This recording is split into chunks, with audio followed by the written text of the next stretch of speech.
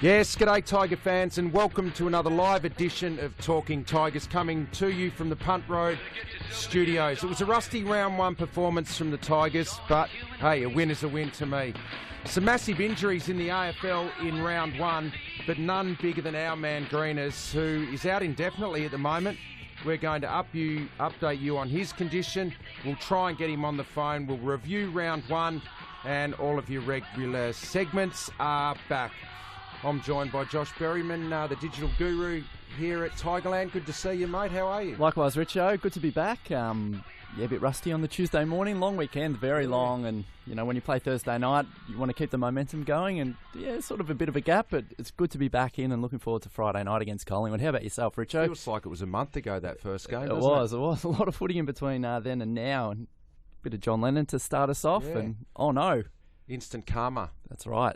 Tell us about that, because our good friend is not here. I've got a feeling our man Tony is getting a little bit of karma at the moment, because people are going to think we're making this up, our listeners out there. Be careful what you wish for, in a way. But we know that we had a bit of fun with AC, who came on last week, and we farewelled him. But we did have some fun with AC and saying that he had gout and was out with gout for about a month. Contagious gout, I believe. You're not going to believe it.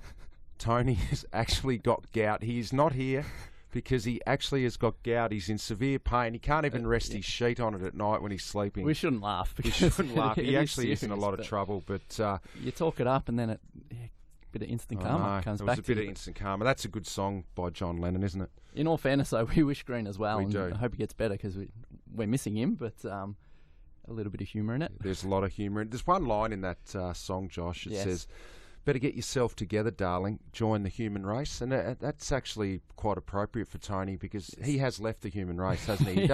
He doesn't like people. He's very isolated out there. He doesn't join in with the rest of us. So join the human race, Tone. But we do wish you well. Hey, you can get involved with us today on the show if you like. You can give us a call for the quiz a little bit later on 9426 4423 or hashtag Talking Tigers on Twitter. Send us a tweet and we'll try and read that out. But what about round one, mate? It was an interesting round, wasn't it? I loved the footy that I saw from most teams. Really high scoring, fast footy, and teams have shown improvement. You know, Melbourne and Carlton look like they've improved. It's going to be a pretty interesting year. Absolutely. For one, it's great to have football back, like meaningful football back, and, you know, competition for points is really intense, and as you said, a lot of high scoring football. Look at West Coast, Sydney, North Melbourne, they all managed to find goals. From our point of view, probably wasn't the greatest performance first up, but to bank the 4 points is vital, and you know, as I'm sure we'll go through a bit later, a lot of room for improvement, but you know, there were some really good performances from other teams out there. Absolutely. And look, we will review our game in detail later on, but look, a win's a win. We've got 4 points. We've got off to a winning start. Yeah, there's plenty to work on, but, you know, I think I'm going to look at it as a positive, and there were lots of other positives to come out of the game that we'll go into later on. There is a tweet here from Ash Rodriguez using hashtag Talking Tigers, which really hits the nail on the head, so to speak. He said, "Disappointing game last night, but good teams just win when they have to. Need to be better next week." So, I mean, it's true. We were staring down the barrel there in early stages of the last quarter, and for Jack to get that steadying goal, and then Lloydie to kick his two as well. Just find a way to win, which is important. The Tiger fans turned up against 75,000. Absolutely. It's phenomenal effort, and this week against Collingwood, just got to turn up again, and hopefully a better performance, even though it is our away game and we don't want to fill their coffers. To be the number one supported team across the year, just Tiger fans get out there, and which I'm sure they will. Yeah, they will. The other thing I loved over the weekend, Easter. Yes. Good Friday, the Good Friday appeal at the Royal Children's Hospital, and after the boys played Thursday night, it was great to see them get out there, wasn't it? Because absolutely, we like to talk about the negatives in the media with AFL footy, but all of the teams got out there, but particularly our boys. I saw Dusty having his face painted, and you know, they do a lot of good stuff, don't they? Yeah, absolutely. It was fantastic. And to Carlton's credit as well, they showed up as well. So the result on Thursday night was pretty meaningless in terms of the grand picture of things, with the Good Friday appeal, and you know, just the human side of Dustin that you may not see too often. You know, those things are just fantastic, and all the boys, you know, they might be a bit sore from the night before, but just to show up and for the kids who are doing it tough out there, to bring a smile to their faces, outstanding effort, and a lot of credit really has to go to Jack as well, who leads the charge in getting the players up and showing their support on Good Friday, which is what it's all about. So it was fantastic for them, and a lot of clubs do it as well. So we're not on our own, but it's just a fantastic thing to support. I love the photo I saw on social media of Griffo with his sister who works at absolutely, the just a chance meeting of the two there. So it's just a big team effort, and the amount of money they raise every year is phenomenal.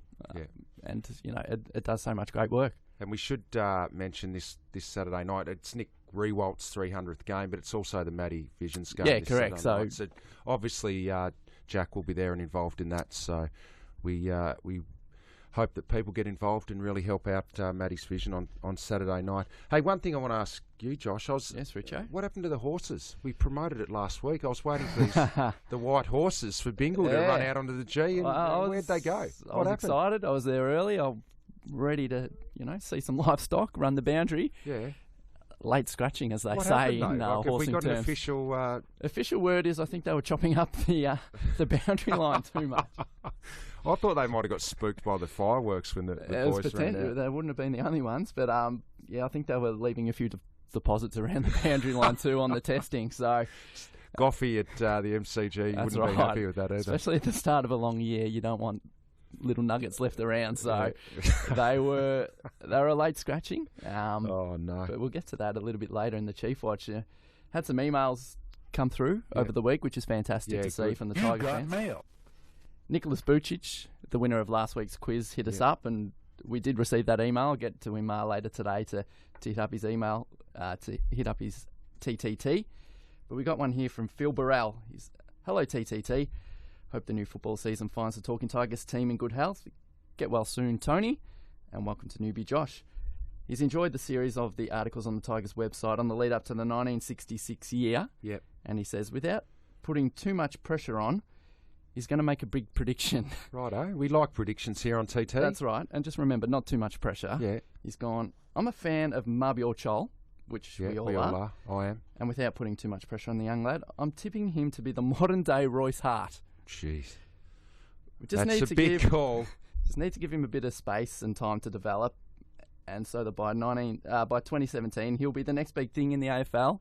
He's looking forward to him linking up with Daniel Rioli. So, thoughts on that one, Richo? It's a very big call. It's a big call, but, I mean, Royce Hart's the centre-half forward in the AFL team of the century, so not many players have... I reckon Wayne Carey's probably the only other centre-half forward who compares. So that's a big call. But it's a big call. But I think he will definitely play senior football here. He's got all the attributes. Yep. He's athletic, and once he just learns a little bit more about the game, I think we'll see him out there in Tiger colours, definitely. And we saw Daniel debut last Thursday night.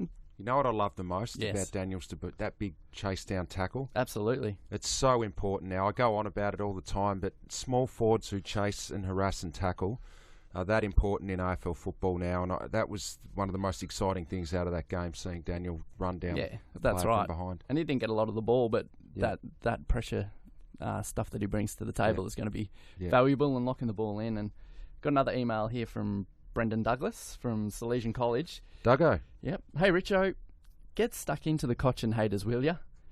Bloody 21 possessions, 10 contested, 6 tackles on Friday. He's sick to death of the media, but even more some of the Richmond supporters bagging him out. So, I mean, round one, he did what he had to, Koch. What do you reckon? Well, mate, I just don't get this whole thing with that, in the media, he shouldn't be captain. They're quick to forget, very, very quick to forget. I think Trent's won 3 best and fairest, is that right? I mean, everyone has a quiet game now and then, and if 20-odd possessions is a quiet game, then I'd be pretty happy with that. But it was great to see the other guys fill the void as well. Yeah. We'll get to that later in the votes, but Dustin... Scott Pendlebury had a quiet game Saturday night. Exactly. And so did Josh Kennedy, and Trav Boak was a bit quiet to start with, and their team got them across the line when needed. So it's not... you don't play and be best on ground every single week, and I'm tipping Koch will have a pretty big one this Friday night. Yeah, and we got a tweet through using Talking Tigers from Anne, lady_Tiger 007. Yeah. So glad we got Townsend. Looking forward to him re-equating himself to Treloar on Friday night. Yeah. So, and I think our friend down in Tassie, my friend Jess Benson, I think she might have had something to say on social media about that. Yes. Jess, following in the same vein in a way. So Trelaw thinks Collingwood has a better list than Richmond. I bet he's eating humble pies on tonight, and that was on Saturday night. I think Jess was watching the Sydney Collingwood game. Look, to be honest, he was their best player. He was outstanding, and you can see why clubs chased him. Yeah. In a losing performance, he did really well, but I'm interested to see Jacob Townsend go up against him on Friday night, so it's going to be another outstanding battle. He did say that Collingwood had the better list, so we'll find out Saturday night, but he is a gun, Adam Treloar. Made a very good debut for Collingwood Saturday night, but there's a bit of spice in this one. I reckon the Richmond fans will be into him a little bit. Absolutely, and I mean, it's his decision. He's got to live with it. We got our players, and we're going to go head to head this weekend. Not much club news this week. Nothing. Being an away game, so all on Collingwood. Nothing to promote. Nothing to promote at this stage. VFL have another practice match this week before they get into it. But who do we play in the VFL? It's a good question. Right. I have to get back to you on that one, Richo. Come back to us on that one. I'll tell you who likes to promote himself. You know who I'm talking about. I know very well.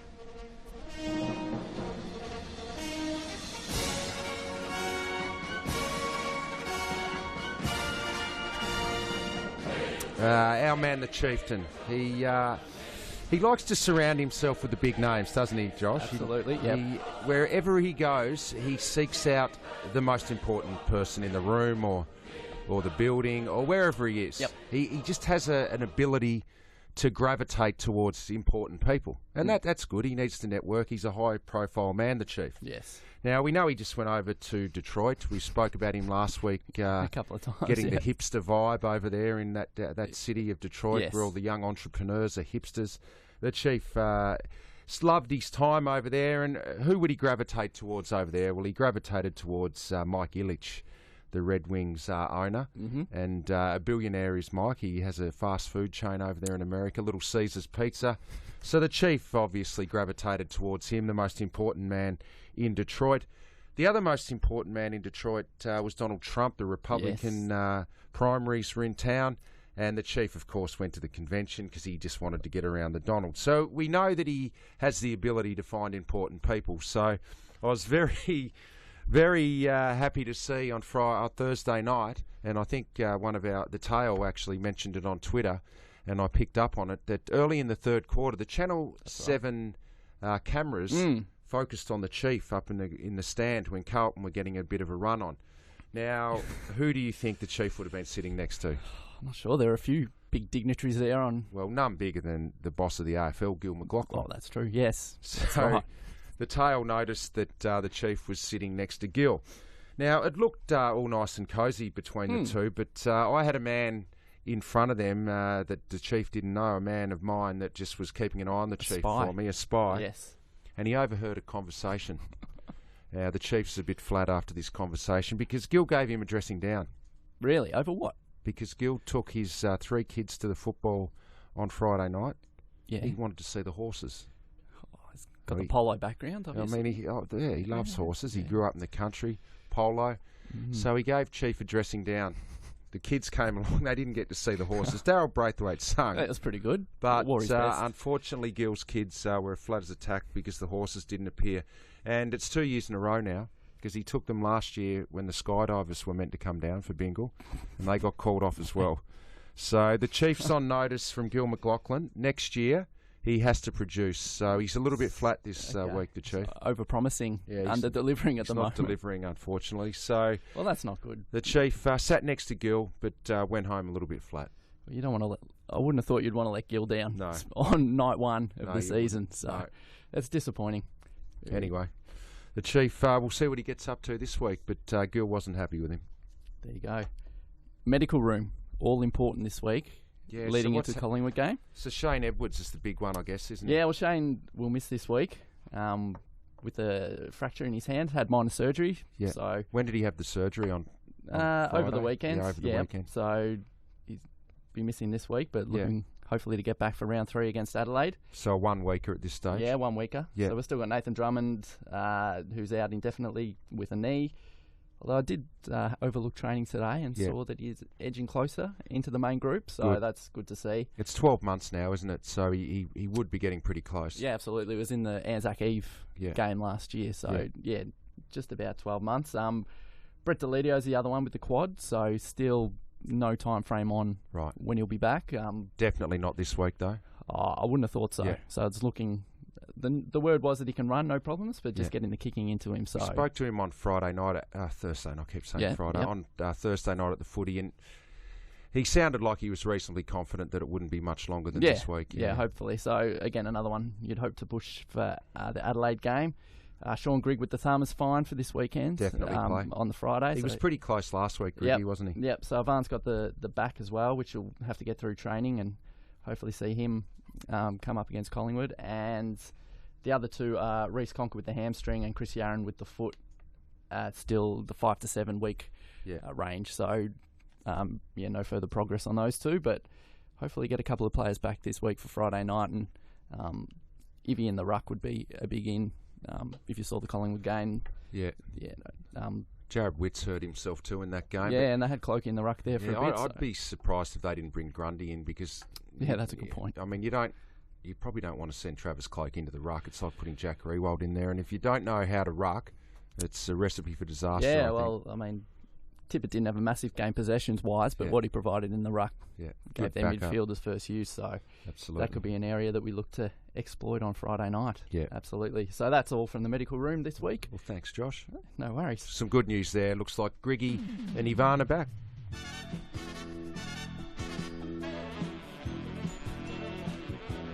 So it's quiz time, and with the Collingwood game coming up Friday night, Josh, I thought we'd have a bit of a Collingwood theme. Yes. With Greenus not here, I'm having to really come up with the questions, and I'm not real good at it. So they're pretty easy at this stage, but we want to give away a Talking Tigers T-shirt, and thanks to the Love Police and Brian Serrano for providing them. So Tommy Hafey, after coaching 4 premierships at Richmond, and you can give us a call now, 9426 4423, or tweet in your answer, hashtag Talking Tigers. Tommy left Richmond and went to Collingwood in 19... No, that's the question. That's the question. So I've given you a little hint there. 1970-something. Tommy left Richmond. What year did he cross to the Pies? Good question. Give us a call now. And he did a remarkable job at Collingwood when he got there. Yeah, well... Didn't win a premiership, but got them into grand finals. Pretty sure they were coming off close to Wooden Spoon. They if did. Not Wooden Spoon when he went over there. So. They were Wooden Spooners, and he took them to the top of the ladder. But what year was that? So get involved with that, the quiz, and you can win a Talking Tigers T-shirt. Well, let's have a look at the game now. And I think before we get into it, we might have a listen to what one of the match winners, Lloydie, had to say after the game. Yeah, I was sort of pretty quiet. I think a few of the forwards were a bit quiet. The first 3 quarters we sort of did a few things, but then we really need to win it out in the midfield and get it down there for us to do our thing. And then it was good to get a couple of goals at the end there. And I think that's what we've learnt and sort of practiced over the pre-season, a bit of durability and what happens when the chips aren't going in our favour. So it was good to sort of fight back in that second half and really start focusing on the contested ball and sort of get a bit of a run on in the last quarter and get a win. Yeah, he was important. What I loved about Lloydie, he doesn't need many opportunities, Josh. He makes the most of them, and that snap goal was sensational. But both of the goals were just absolutely crucial. And I think when you play at half forward, it's really important that you keep yourself motivated and in the game, because it can be a graveyard. But as he showed in that last quarter, your chances come, and he won the game for us, basically. Yeah, you're right, Richard. I mean, it is going to be a position where you can go long periods of time without getting the ball, but just to keep yourself involved in the contest. And it was, I mean, not a fluke, but the way that the ball landed in his hands was just by chance, and he made the most of it. But he made the most of it. And that spin turn around Murphy and the snap goal was...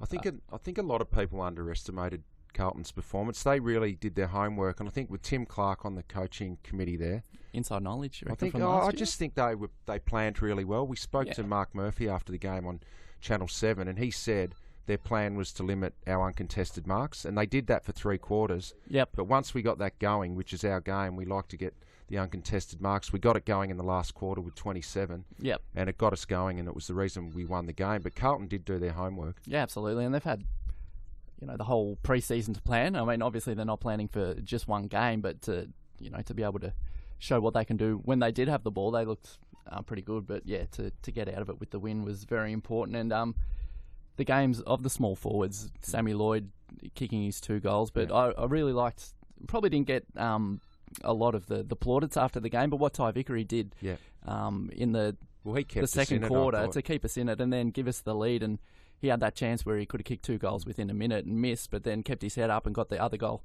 shortly after where Dustin set him up. I thought his game was very important as well. Richo, what do you reckon? I did, yeah. Look, Ty's... I still think Ty doesn't get the credit he deserves. He had a solid year last year. Yep. And, 2 or 3 goals a game, he's good for that most weeks now. If you do that over the season, that's, 40 or 50 goals. That's your second key forward. You can't expect too much more from that. I thought Ty was really good as well. And the other guy that probably doesn't get a lot of recognition, and I know he didn't get a lot of touches, but I thought Sean Hampson in the last quarter actually got his hand on it, and that was one of the reasons that we got going. Yeah, a bit of my black book from last week, but... I just pump yourself up there.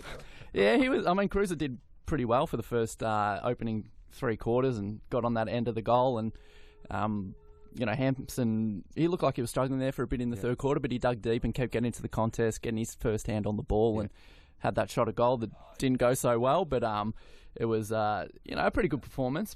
But the one I want to ask you, it seemed like a game where, aside from 1 or 2, it wasn't dominant 4-quarter performances. It was just everyone having a go, and when it was their turn to step up, they did. You saw Corey Ellis snap a goal. You saw Jack kick his 2. And did you get that feel that it was just going to take little cameos to get us across the line? Look, I thought our stars were down. Probably Jack did a few things, but Rancy was probably, out of our senior leadership group, I thought Rancy was the best. But, mate, if you can win a game and you don't have any of your stars really having big nights, I thought that was a positive.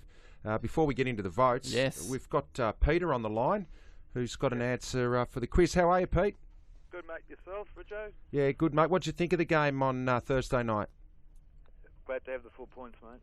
Yeah, exactly. Exactly. It's in the bank. At the end of the year, mate, it's 4 points, isn't it? Exactly. Bit scrappy, but it was okay. Yeah. Did you go to the game? Yeah, I did, mate. Beautiful. All right, mate. Well, you got a chance to win a TTT here. What year did Tommy Hafey start coaching at the Pies? 1977. Spot on. Beautiful. Thanks, mate. You got a TTT now.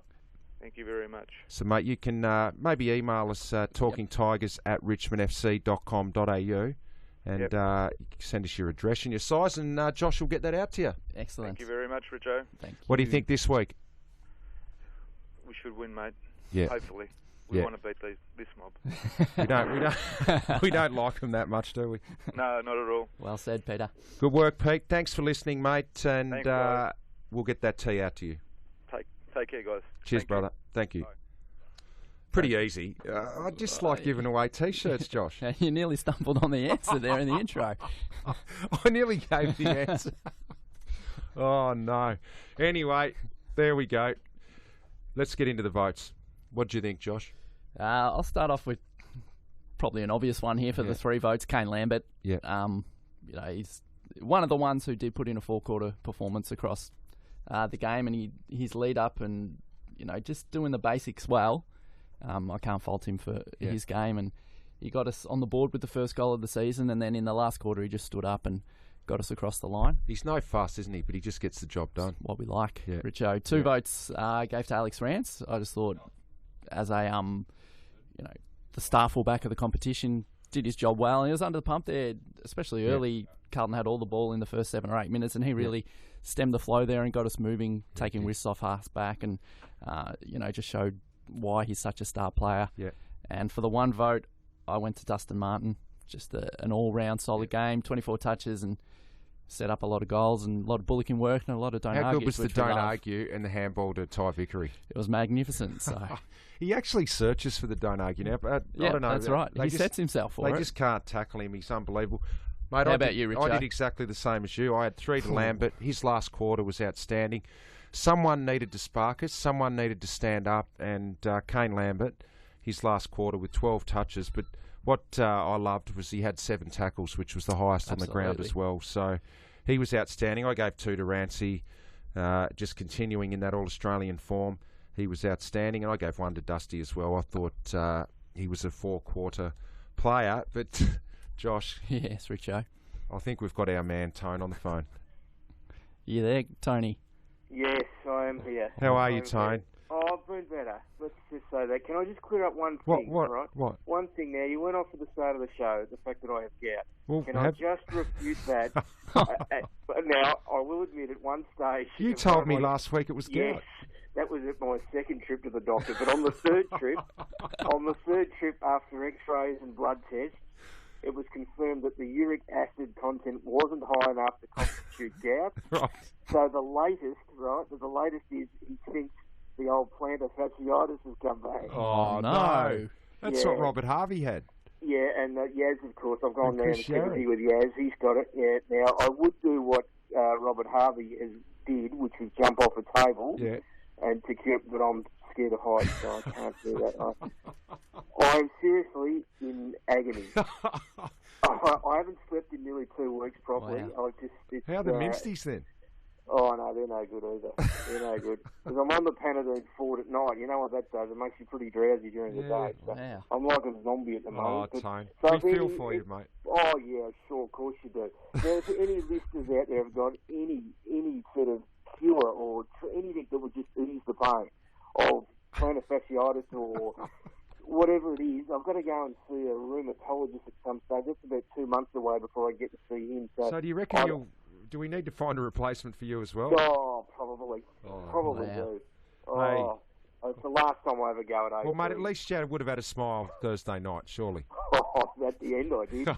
I'm not sure I had a smile during the third quarter, Richard. Oh, no. Hey, what about, give us your votes then, Yeah, Tom. all right. Well, I gave, of course, 3 to Kane Lambert. The right-footed Anthony Stevens, as Dennis Pagan had described him as. Is that right? Yeah. Dennis Pagan was absolutely staggered that no club up to us had picked him up. He's a massive rap for him, having coached him at Northern Knights. Yep. Coached him there, huge, and described him as the right-footed Anthony Stevens. So he's a huge rap for him. So, yeah, for all the reasons that you said, 3 to him, 2 to Rance, of course, for all the reasons that you said. Yep. Picked up where he left off last season. And I go 1 to Sammy Lloyd because I thought, obviously, someone had to, again, step up in the last quarter. And obviously his 2 goals and just the spark he provided up forward. So I gave him 1 vote. So. Beautiful. Well, I think we all agree, didn't we? Yeah. 9 to the leaderboard. 9 to Lambert, 6 to Rance, 1 to Martin, was it? No, 2 to Martin, and 1 to Sam Lloyd. So there's the leaderboard. Talking Tigers Player of the Year. You were talking before about Travis Cloak having to go in the ruck and. Which you did and how you wouldn't want Jack to do it. You've got a bit of form in that area, Matthew, if you recall, back in, I think, late 1994. Yeah. You might have had to go into the ruck for a game. I did. How'd you go? Well, I remember I did it over in Adelaide, actually, Tony, against Port Adelaide. Plough sent me into a centre bounce. Oh, yeah. And our assistant coach now, Brendan Lade, He looked at me and he was frothing at the mouth. And he put a couple of my ribs back through my spine at that centre bounce. And that was the only centre bounce I ever did. Oh, I thought you had, I can recall back in late 94 when it would have been your second year. That's I reckon right. You might have had a quick run in there. Yeah, and I think Swooper realised pretty quickly that he needs to get Greg Deere back in there. Oh, yeah. All right, let's have a look at some yellow and blackers.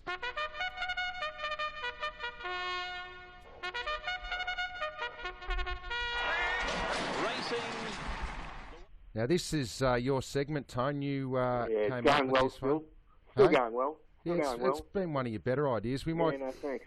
A quick tweet here from Roxman. I think he thinks that Ben Lennon should get a run Friday night. So Roxman's got him as his yellow and black special. What do you reckon?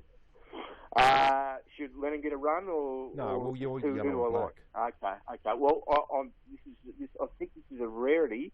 This is uncharted territory. But I'm going for the same player 2 weeks in a row. Well, you can't do that. You're making rules on the run. Well, it's my segment. I think I can do whatever I like, you know. Particularly given that I'm in agony, so I don't think it should be argued. All right? Yeah. You actually sound like you're in agony. Oh, I'm in agony, all right? I'm trying to rest the foot, and I can't find anywhere to rest it or whatever. Anyway, enough about me for the minute. You can't rest your foot. You just put it up on a chair. All right. Well, you've gone for Trent Cotchin. I'm going for Trent Cotchin again now. Obviously, he copped some more criticism for his first up effort. I heard you talking at the start of the show, and I think, he still picked up 21 touches, 10 of them contested. I think he'll have a huge game on Friday night, and Beautiful. I really do. Nice one. Last week. I went for Hammer, who did pretty well. Yeah, I reckon he was good in the last quarter. Yep. Looking forward to seeing him again this weekend. But this week against Collingwood, I'm going for Brandon Ellis. Yeah. So he had a fair few touches last week without his second dominating. Half, when he went back onto the wing, he was better, wasn't he? Yeah. Last year against Collingwood, in the 2 games, round 7, round 21. In round 7, he picked up 29 touches, kicked a goal, and laid 5 tackles. Yeah.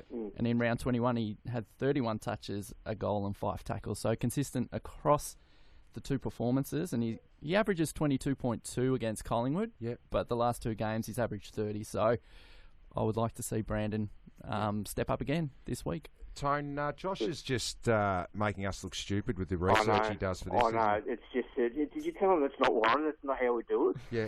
Sorry. He's way too professional for it. I know he is. How about you, Richo? Who are you going for?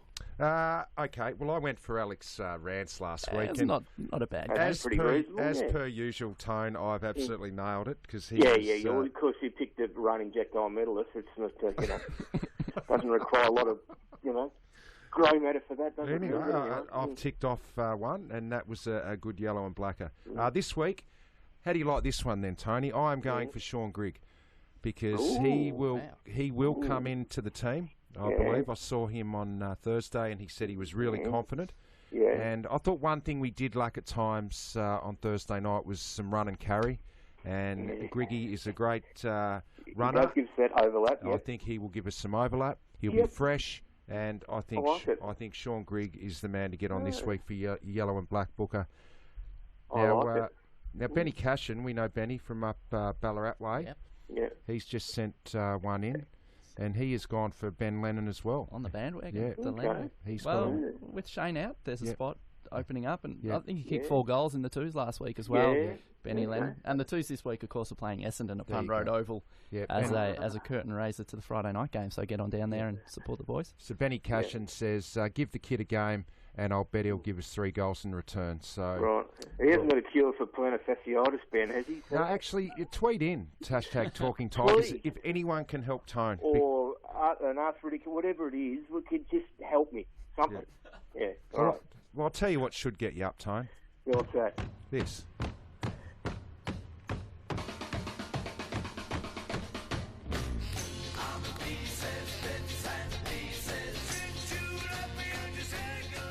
Have I mentioned before what a good sting that is? I'm not sure that I have. Geez, it's a good sting, that. I really like it. Aren't you? I'm as flat as a night carter's hat. Yeah, anyway.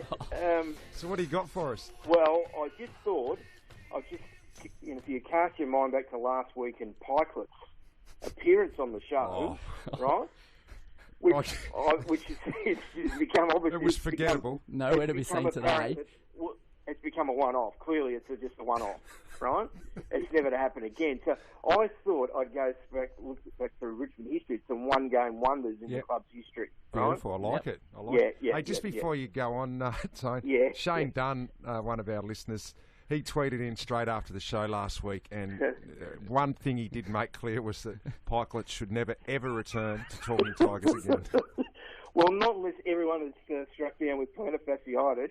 You know who even then, I don't think you could call up. You know who else bobbed his head in the studio before and wasn't a rap for Pikeless? Who was that? Oh, Tommy Salagas. Is that right? Yeah, Tommy popped in.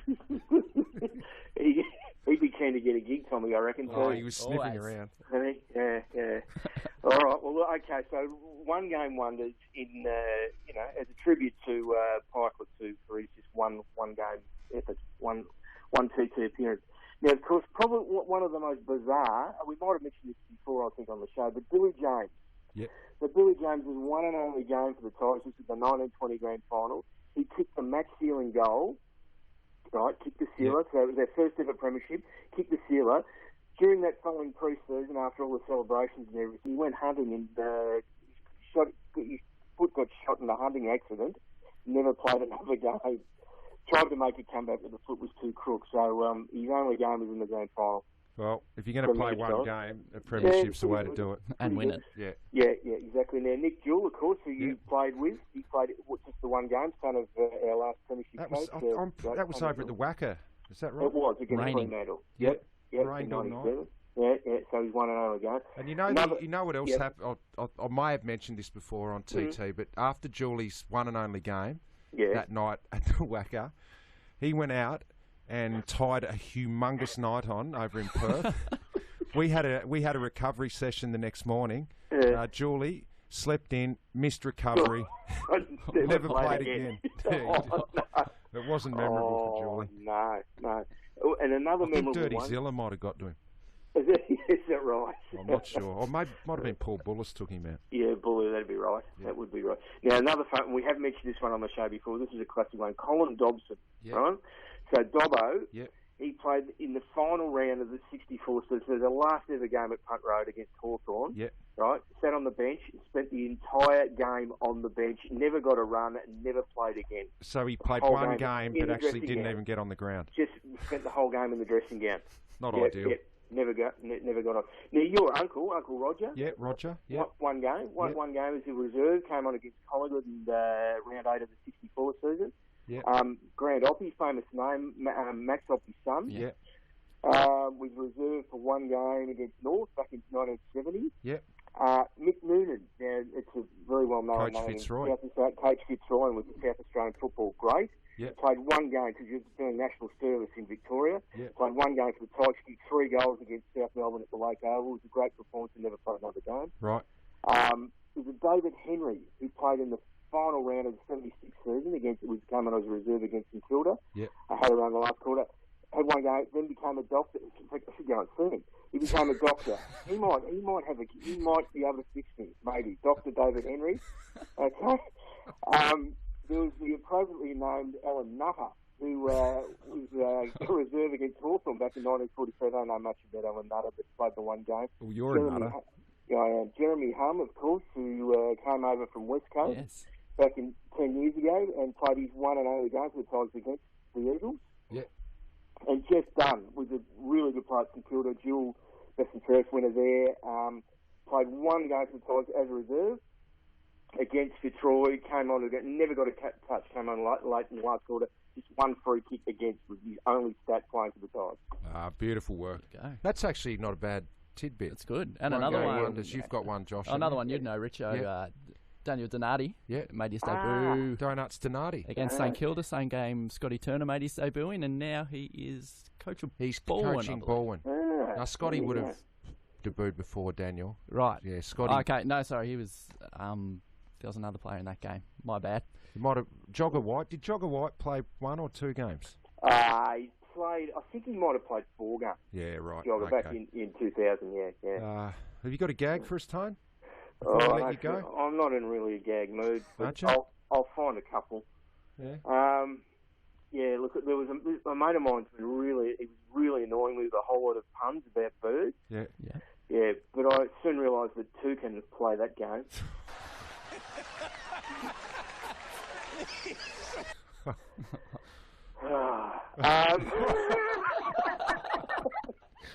Oh no! Dear, oh dear. What? Give us a couple more. No. A mate of mine has quit his job at the donut factory. Yeah.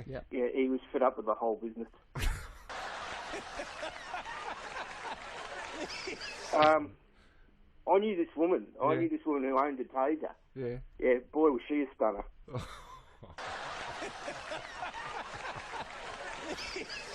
Oh, Tom. Why do rookie pirates make terrible singers? Not sure. They can't hit the high seas. Oh, no. Oh, that might do you, mate. You reckon? Yeah. You better get to the doctor, I think. Oh, I don't think I need to. Yeah. All right. Hey, look, Please mate, send seriously. me if you've got any cures too. Something can help me. Nah, seriously, Tone, we miss you and we want you back next week, mate. So. Well, you know the best tonic would be a Tiger win on Friday night. That would be the best tonic. Against Absolutely. the Pies. All the best. Hey, I've got to apologise to Benny Casher now, mate. Yep. He's from Ararat, not Ballarat, and that's where Scotty Turner's from. That's right. And it was Jason Smith who debuted with Scotty Turner and never played again. That's right. Beautiful. Hey, thanks, guys, for listening to Talking Tigers. Get to the MCG Friday night. Massive game against our arch rivals, Collingwood. If you want to get us on an email, get us at talkingtigers@richmondfc.com.au. We'll be back next Tuesday. Hopefully, Tone's with us.